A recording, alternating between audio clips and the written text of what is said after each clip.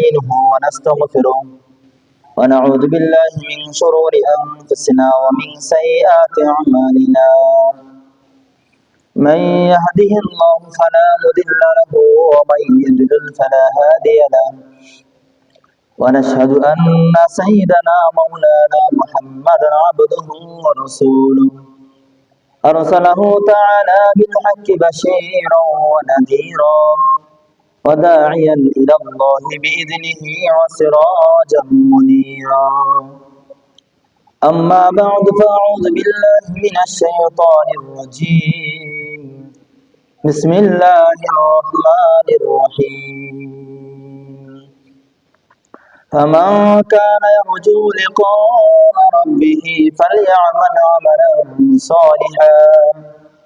فليعمل عملا صالحا ولا يشرك بعبادة ربه أحدا وقال سبحانه وتعالى في كلامه المجيد وفي فرقانه الحميد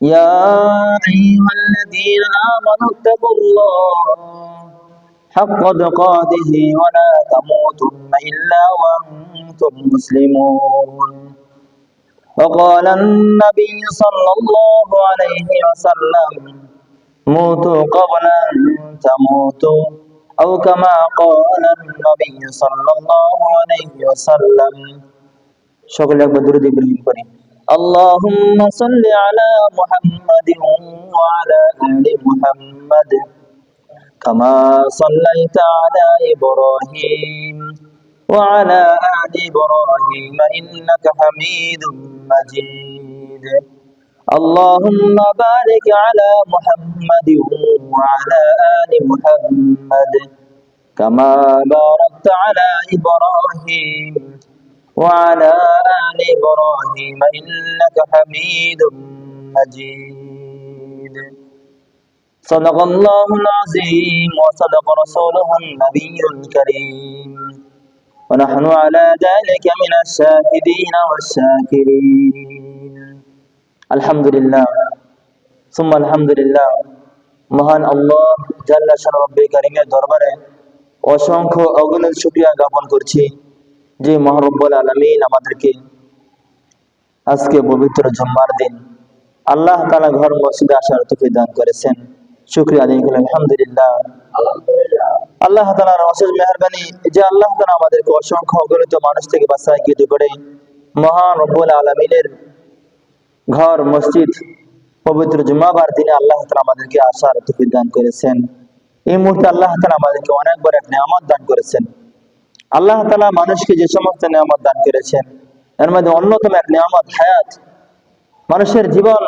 একটা হায়াত আল্লাহ তাআলা দিয়েছেন হায়াত বড় একটা দামি এক মূল্য সম্পদ আল্লাহ তাআলা মানুষকে এই হায়াত দিয়া দুনিয়ার জমিনে আল্লাহ তাআলা প্রেরণ করেছেন শুধু আল্লাহ তাআলার একটাই উদ্দেশ্য যাতে করে আল্লাহ তাআলাকে বান্দা চিনে আল্লাহ তাআলা বান্দাকে পরীক্ষা করার জন্য আল্লাহ তাআলা দুনিয়া আর দুনিয়ার হায়াতকে আল্লাহ তাআলা বানাইছেন রব্বে করিম কোরআন আযীমের মধ্যে আল্লাহ তাআলা বলেন আমি এই পৃথিবীর যা সৃষ্টি করেছি আল্লাযী খালাকাল মাউতা ওয়াল হায়াতা লিয়াবলুয়াকুম আইয়ুকুম আহসানু আমালা আল্লাযী খালাকাল মাউতা ওয়াল হায়াতা আল্লাহ রাব্বুল আলামিন বলেন আমি সৃষ্টি করেছি আল্লাযী খালাকাল মাউতা যিনি সৃষ্টি করেছেন মৃত্যুকে এবং হায়াতকে কেন লিয়াবলুয়াকুম তোমাদেরকে পরীক্ষা করার জন্য আল্লাহ তাআলা এই দুনিয়াকে একটা পরীক্ষা হল বানাইছেন দুনিয়ার জীবন অল্প সময়ের এক জীবন এই হায়াত মানুষের জন্য অনেক বড় এক সম্পদ আল্লাহ তাআলা এই মানুষের পিছনে এই হায়াতকে আল্লাহ তাআলা নির্দিষ্ট সময়ের জন্য আল্লাহ তাআলা জড়িয়ে দিয়েছেন লিকুল্লি উম্মাতিন আজাল ইযা জাআ আজালুহুম লা ইস্তাখিরুনা সাআতান ওয়া লা ইস্তাকদিমুন আল্লাহ বলেন প্রত্যেক উম্মতের জন্যই প্রত্যেক মানুষের জন্য আমি এক সময় নির্ধারণ করেছি লিকুল্লি উম্মাতিন আজাল ইযা জাআ আজালুহুম লা ইস্তাখিরুনা সাআতান ওয়া লা ইস্তাকদিমুন রব্বে কারীম বলেন আমি মানুষের জন্য যে হায়াতকে নির্ধারণ করেছি যখন মানুষের ইযা জাআ আজালুহুম যখন মানুষের ওই নির্দিষ্ট টাইম চলে আসবে গণে আসবে রব্বে কারীম বলেন লা ইস্তাখিরুনা সাআ এক মুহূর্ত পর্যন্ত লা ইস্তাখিরুনা সাআ, দেরি করা হবে না। ওয়ালা ইস্তাকদিমুন, আল্লাহ তার কাজ আছে বলে একটু পিছনে পশ্চাৎপদ করা হবে, এরকম হবে না। আমার কাজ আছে, আমার এখন সময় নাই, এর জন্য মালাকুল মউত আজরাইল আলাইহিস সালাম যে চলে যাবে, এমনটা হবে না। রব্বে করিম প্রত্যেক উম্মতের জন্যই এক নির্দিষ্ট টাইম দিয়ে আল্লাহ তাআলা এই দুনিয়ার জমিনে প্রেরণ করেছেন। তো মেরে মুহতারাম, রব্বে করিমের এই দেওয়া এই মূল্যবান হায়াতটুকু আমাদের জন্য অনেক বড় সম্পদ। আমাদের জন্য করণীয় হলো এই হায়াতের কদর করা। আল্লাহ তাআলা প্রত্যেকটা মানুষের প্রত্যেকটা মুহূর্তের ব্যাপারে আল্লাহ তাআলা জিজ্ঞাসা করবেন। কোরআন আযীমে আল্লাহ বলেন, সুম্মা লাতুসআলুন্না ইয়াওমাইযিন আনিন নাঈম, সুম্মা লাতুসআলুন্না ইয়াওমাইযিন আনিন নাঈম। রব্বে কারীম বলছেন, আমি প্রত্যেকটা মানুষের প্রত্যেকটা নিয়ামত সম্পর্কে কাল হাসরের ময়দানে আমি জিজ্ঞাসা করব। সুম্মা লাতুসআলুন্না ইয়াওমাইযিন আনিন নাঈম। আল্লাহ পাকের যত নিয়ামত আছে, আমাকে যত নিয়ামত দিয়েছেন, সব নিয়ামত সম্পর্কে আমাকে জিজ্ঞাসাবাদ করা হবে। আমরা তো বলে থাকি আল্লাহ আমাদের কিছুই দেয়নি, আমাদেরকে তো কিছুই দেয় নাই। আল্লাহ তাআলা কিছু দেয় নাই বটে, কিন্তু আল্লাহ তাআলা তো আমাকে সুন্দর সুস্থ সবল একটা শক্তি আল্লাহ তাআলা আমাকে দিয়েছেন, এক সুন্দর দেহ আল্লাহ তাআলা আমাকে দিয়েছেন। আল্লাহ তাআলা সুন্দর আকৃতির রূপে আল্লাহ তাআলা আমাকে মানব রূপে আখলে দিয়ে দিয়েছেন। আল্লাহ বলছেন, ইয়া আইয়ুহাল ইনসানু মা গাররাকা বিরাব্বিকাল কারীম আল্লাযী খালাকাকা ফাসাওয়া আদালাক। হে দুনিয়া মানুষ সকল, তোমাদেরকে রব্বে কারীমের দয়াময় আল্লাহ তাআলা কে কাবিল করে দিল? আমি তো তোমাদেরকে আল্লাযী খালাকাল আল্লাযী ইয়া আইয়ুহাল ইনসানু মা গাররাকা বিরাব্বিকাল কারীম আল্লাযী খালাকাকা ফাসাওয়াকা ফাআদালাক। আমি তোমাদেরকে সুন্দর সুদর্শন গঠন করে আমি তোমাকে একটা আকৃতি দিয়েছি। এটা তো আমি তোমাকে বড় নিয়ামত দান করেছি। আল্লাহ তাআলা পারতো আমাকে হাইওয়ান বানানোর জন্য, আল্লাহ পারতো আমাকে গরু ছাগল বানাইতে পারতো, কিন্তু আল্লাহ তাআলা আমাকে মানব বানাইছেন। আল্লাহ তাআলা সর্বশ্রেষ্ঠ মানুষ আল্লাহ তাআলা আমাকে আখ্যা দিয়েছেন। তো মেরে মুহতারাম, আমাদের জন্য আল্লাহ তাআলা বড় নিয়ামত রাখছেন। আল্লাহ তাআলা আমাকে মানুষ বানাইছেন, আশরাফুল মাখলুকাত। এই মানব আল্লাহ তাআলার এই জমিনে সবচেয়ে দামি এক সৃষ্টি জীব। আল্লাহ তাআলা যত মাখলুকাত বানাইছেন, এই মাখলুকাতের মধ্যে আল্লাহ তাআলা এই মানব জাতিকে যে গুণ দিয়েছেন, এই গুণটুকু আল্লাহ তাআলা কোনো মাখলুকাতের কাছে রাখেন নাই।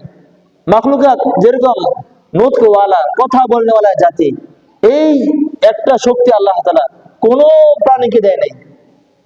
সকল প্রাণীর আত্মা আছে, খাওয়ার ব্যবস্থা করে দিচ্ছেন, প্রস্রাব পায়খানার ব্যবস্থা করে দিচ্ছেন, কিন্তু এই মানব জাতির জন্য আল্লাহ তাআলা যে কথা বলেন, মানুষ যে কথা বলে, মনের ভাব প্রকাশ করে, এই শক্তি কাউকে দেয়।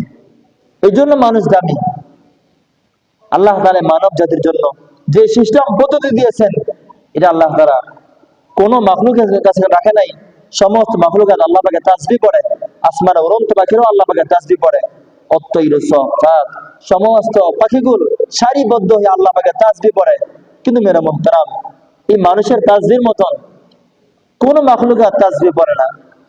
মানব আল্লাহ তাআলাকে ডাকার জন্য আল্লাহ তাআলা এই কথা বলে দিয়েছেন যে আমি মানুষকে সবচেয়ে সুন্দর করে সুদেহ গঠন করে আমি মানব জাতিকে বানাইছি।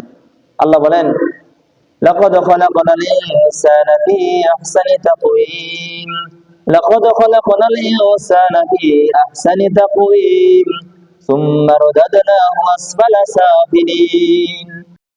এই সবচেয়ে সুন্দর আকৃতি আমি মানুষকে বানাইছি, অথবা সুম্মা রাদাদনাহু আসফালা সাফিলিন।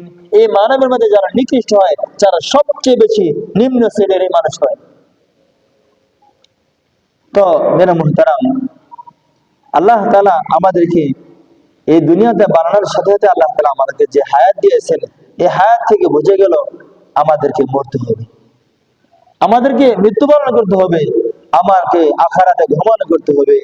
এই জন্য আল্লাহ বলছেন, ফামান কানা ইয়ারজু লিকা রাব্বি ফামান ইয়ারজু লিকা রাব্বি ফালইআমাল আমালান সালিহা। তোমাদের মাঝে যে কেউ জানে যে আমাকে কাছে আসতে হবে, মৃত্যুবরণ করবে, সে যেন নেক আমল করে। ফামান কানা ইয়ারজু লিকা রাব্বি ফালইআমাল আমালান সালিহা। আল্লাহ বলছেন তোমাদের মধ্যে যারা এই আশা বোধ করে মরতে তো হবে ঠিক আছে, বাকি সবার কাছে এই বিষয়টা এতটুকু বিশ্বাস অথবা এরকম ধারণা হয় না যে আমাকে মরতে হবে, আমাকে মৃত্যু স্বাদ গ্রহণ করতে হবে। আমাদের কাছে যে সমস্ত ঘটনা, যে সমস্ত কোরআনের ওয়াকিয়া আমাদের সামনে উল্লেখিত আছে, আমাদেরকে তো আল্লাহ তাআলা শুধরানোর জন্যই কোরআনে আজিমের মতো বড় কিতাব আল্লাহ তাআলা দিয়েছেন, শুধু মানবের নসিহতের জন্যই। আর আল্লাহ বলছেন ফাযাক্কির ফা ইন্না যিকরা তানফাউল মুমিনিন, আমি কোরআনকে নসিহত স্বরূপ বানাইছি এই জন্য কারণ মুসলমানকে নসিহত উপকার দেয়। ফাযাক্কির ফা ইন্না যিকরা তানফাউল মুমিনিন, মুমিনের কাছে নসিহত উপকার হয়। এজন্য আল্লাহ তাআলা কোরআন আজিমের মধ্যে যত নসিহত, যত ওয়াকিয়া, যত কিছু বর্ণনা করছেন শুধু আমার জন্যই বর্ণনা করছেন। মেরা মুহতারাম, এই জন্যই আল্লাহ তাআলা আমাকে আল্লাহ তাআলার কাছে আল্লাহ তাআলার কাছে পাশে যাওয়ার জন্যই আল্লাহ তাআলা আমাকে সৃষ্টি করেছেন। রব্বে কারীমের কাছে আমাকে উপনীত হতে হবে, রব্বে কারীমের কাছে আমাকে যেতে হবে। আল্লাহ তাআলা আমাকে সেজন্যই মরণ রাখছেন। মরণ বেদি এমন এক বেদি যা থেকে বাঁচার উপায় কারো নাই। আল্লাহ তাআলা রাখছেন, সবাইকে মরণ বেদিকে আস্বাদন অবশ্যই করতে হবে। জনাবে মুহাম্মদ রাসূলুল্লাহ সাল্লাল্লাহু আলাইহি ওয়াসাল্লামের আদরের দুলালি হযরত ফাতেমা রাদিয়াল্লাহু তাআলা আনহা মৃত্যুবরণ করেছেন। যিনি জান্নাতের সরদারনি হবে, নবীজির মেয়ে ফাতেমা রাদিয়াল্লাহু তাআলা আনহা আলীর কাছে যখন বিবাহ হয়, তার ঘর সংসার করেন, যখন তার সন্তান দুইজন হয় হাসান হুসাইন, যখন তার উপনীত বয়সে পৌঁছেছে, তখন একদিন আলী রাদিয়াল্লাহু তাআলা আনহু সকালবেলা ফজর নামাজের পরে ঘরে আসছেন। ফজর নামাজের পরে ঘরে আসার পরে প্রতিদিন হযরত ফাতেমা রাদিয়াল্লাহু তাআলা আনহা উনি বিছানা থেকে নামাজের বিছানা থেকে কোনোদিন তাসবিহ শেষ না করে কোনোদিন উঠে নাই। একদিন ঘটনাক্রমে আলী রাদিয়াল্লাহু তাআলা আনহু উনি মসজিদ থেকে ঘরে আসেন, আয়েশা দেখেন ফাতেমা রাদিয়াল্লাহু তাআলা আনহা নামাজের বিছানা নাই। আলী রাদিয়াল্লাহু তাআলা আশ্চর্য হয়ে গেলেন, কেন ফাতেমা আজকে নামাজের বিছানা নেই? গিয়ে দেখেন পাক ঘরের ভিতরে অনেক খামিরা তিনি তৈরি করছেন। গিয়ে দেখে গোসলখানায় অনেক কাপড় চাপড় উনি এরকম সাবান দিয়ে ধুইতেছেন। ফাতেমা রাদিয়াল্লাহু তাআলা আমাকে বললেন, আলী আমি তো তোমাকে কোনোদিন ফজর নামাজে তাসবিহ শেষ না করে ইরশাদ না পড়ে আমি তোমাকে কোনোদিন এই বিছানা থেকে ত্যাগ করতে দেখি নাই, আজকে তুমি এরকম কেন করলা? তো ফাতেমা রাদিয়াল্লাহু তাআলা বললেন, আলী আজকে আমি স্বপ্নে দেখছি যখন আমি রোজার নিয়ত করলাম, আমি যখন সেহরি খেলাম, আমার বাবা দেখাইছেন, হে ফাতেমা তুমি আজকে রোজা রাখছো, তুমি আজকে সেহরি খাইছো, তোমার সর্বশেষ আজকে মৃত্যুর দিন, তুমি সন্ধ্যার সময় আমার সাথে ইফতার করবা। এই যার কারণে আজকে আমার সকালবেলা ফজরের পরে আমি আমার কাজকে গুছিয়ে দিয়েছি, কারণ আমার ছেলে হাসান হুসাইন তাদের খাবারের ব্যবস্থা আমি সর্বশেষ, আমার ঘরের কাজ কর্মগুলো সর্বশেষ আমি গুছিয়ে আমি আমার বাবার সাথে আমি সন্ধ্যার সময় ইফতার করবো। মেরা মুহতারাম, আল্লাহ রাসূল সাল্লাল্লাহু আলাইহি সাল্লামের মেয়ে ফাতেমা হওয়া সত্ত্বেও মৃত্যুবরণ করতে হয়েছে। এমন হয় না যে মৃত্যুর কষ্ট বেশি হওয়া সত্ত্বে মৃত্যুবরণ হবে না, এমনটা না। মেরা মুহতারাম, ফাতেমা রাদিয়াল্লাহু তাআলা আনহা উনি সমস্ত কাজ সেরে উনি যখন আলীকে ডাকে পাশে বসাইলেন, বলছেন, হ্যাঁ আলী আজকে তো আমার মৃত্যুর দিন, তোমার সাথে আমার ঘর সংসার হয়েছে, আমি তোমার সাথে অনেক বেয়াদবি করেছি, তোমার সাথে যে হকগুলো ছিল আমি আদায় করতে পারি নাই, তুমি আমাকে ক্ষমা করে দিও। আলী রাদিয়াল্লাহু তাআলা আনহু বলছেন, হে ফাতেমা তোমার উপযুক্ত আমি ছিলাম না, আল্লাহ রাসূল সাল্লাল্লাহু আলাইহি ওয়াসাল্লামের মেয়ের উপযুক্ত আমি ছিলাম না, আল্লাহ রাসূল দয়া করে আমার কাছে বিবাহ দিয়েছেন, তোমার বড় মশা আমি কোনো করে নাই। এই দিক দিয়ে হাসান হুসাইন ধরে আসছেন, আর দেখতেছেন মাও কাঁদতেছেন বাবাও কাঁদতেছেন। তারপর বুঝাইয়া আবার পাঠাচ্ছেন, যাও তোমার নানার সাথে কথা বলো। আলী রাদিয়াল্লাহু তাআলা আনহু দুই সন্তান ইমাম হাসান হুসাইন তারা নানার কবরে বসে গিয়ে নানার সাথে কথা বলতেন। আল্লাহ সাল্লাল্লাহু আলাইহি সাল্লাম নাদের সাথে কবরে বসে কথা বলছেন। আল্লাহ রাসূল জিন্দা নবী, যার কারণে কবরে বসে হাসান হুসাইনের সাথে কথা বলতেন। কে বলতেছেন, হে হাসান হুসাইন যাও, আজকে তোমার মার সর্বশেষ দিন, তুমি তোমার মার সাথে সর্বশেষ কথা বলো, কারণ তোমার মা আজকে মৃত্যুবরণ করবে, আমার সাথে আজকে সর্বশেষ ইফতার করবে, যাও ঘরে যাও। মেরা মুহতারাম, ইমাম হাসান হুসাইন তারা আইসা কান্না করতেছেন, মা তুমি আজকে কেন আমার সাথে গোপন রাখছো? তুমি আজকে মৃত্যুবরণ করবা, দুনিয়া থেকে বিদায় নিবা, তুমি এই কথাটা কেনই গোপন রাখছো? মেরা মুহতারাম, ফাতেমা রাদিয়াল্লাহু তাআলা আনহা উনি কান্না করে বলছেন, হে হাসান হুসাইন, আজকে বিদায় নাও, তুমি তোমার বাবার উরসে তুমি বড় হইবা, তুমি তোমার বাবার উরসে থাকা আমার যে দিন ছিল, আমার যে কাজকর্ম ছিল, অবশ্যই তুমি করবা। মেরা মুহতারাম, ইমাম হাসান হুসাইন সে আদরের দুলালী ফাতেমা রাদিয়াল্লাহু তাআলা আনহার সন্তান ছিলেন। মেরে মুহতারাম, বাবার সেই ওরসে জন্ম হওয়ার পরে তারা বাবার মতনই নেককার ছিলেন। মেরে মুহতারাম, যখন ইমাম হাসান হোসেন মা ফাতেমা রাদিয়াল্লাহু আনহা ইন্তেকাল করেছেন, ইন্তেকালের সময় রাত্রিবেলা ইন্তেকালের সঙ্গে সঙ্গে কাফন দাফনের ব্যবস্থা করছেন।